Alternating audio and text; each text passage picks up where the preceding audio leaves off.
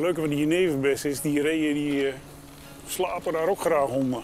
Dus de jeneverbes en het ree die houden wel van elkaar.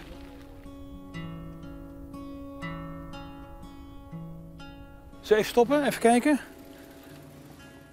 Dit is inderdaad een klein akkertje. Ja, dit is een van die natuurgraslandjes. Hè. Je ziet wel meteen zeg maar, de variatie die erin zit. Hooggras, laaggras, je ziet de kleurverschillen. Hè. Er staan heel veel verschillende soorten in, een beetje zuring achterin. En een beetje geluk zie je dat al bijvoorbeeld aan zo'n eikje die aan de kant staat. Hè. Want eigenlijk zijn reeën bosrandbewoners. Hè. Deze 10 meter, hè, die overgang van bos naar open, dat is het ideale gebied voor een ree. Waarom? Want in het bos kan hij eten vinden, maar heeft hij ook meteen zijn rust. Hier vindt hij zijn voedsel. En is het eventjes onrustig of vertrouwt hij niet, nou, dan vloept hij die bosrand in en is het weer klaar. Nou, dus dit is een snoepweidje. Dit is echt een snoepweidje.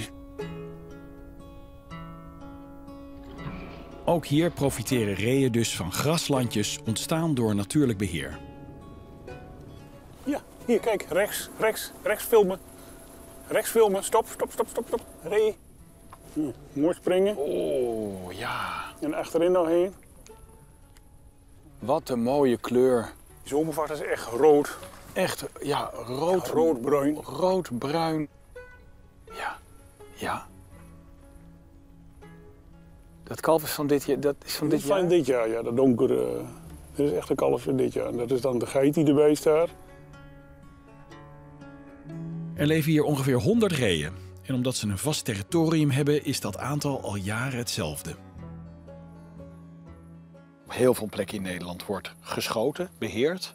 Ja. Gebeurt dat hier? Nee, hier vindt geen... we tellen wel, hè, om te kijken of die aantallen constant blijven of niet. En we houden die conditie in de gaten, hè, door ernaar te kijken.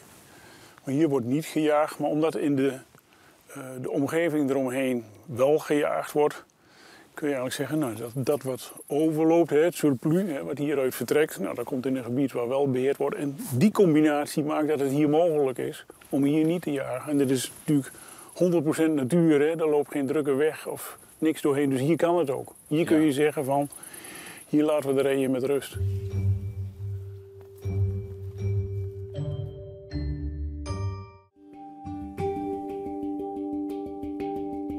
Om de reeën van dichtbij te kunnen filmen, heeft Bas gisteren een camouflagenet opgehangen. Want we mogen niet opvallen. Ik heb klachten van Bas gekregen, mijn haar is te wit. Dus ik moet me een beetje inpakken.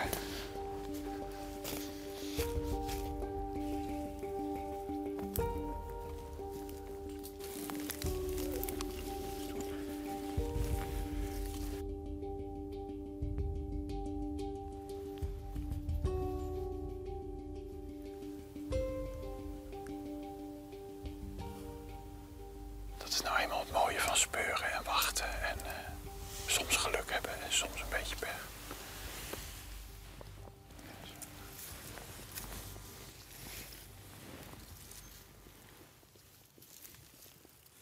En heb je ze wel eens goed voor de lens gehad hier?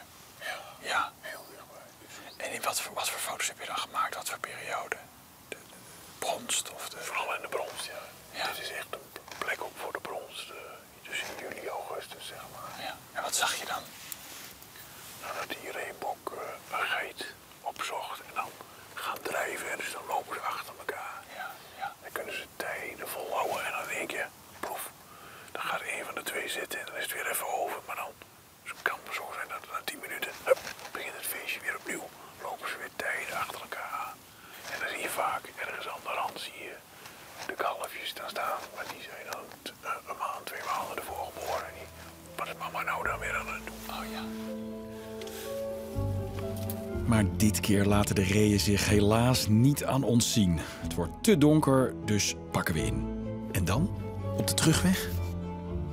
Staat hier net achter die eiken hier. Staat daar eentje in het veld.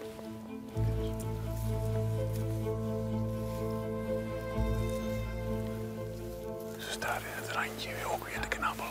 Maar het is toch wel mooi dat zo'n dier, dat eigenlijk zo'n gewoon dier is. Best wel veel mensen zien een ree.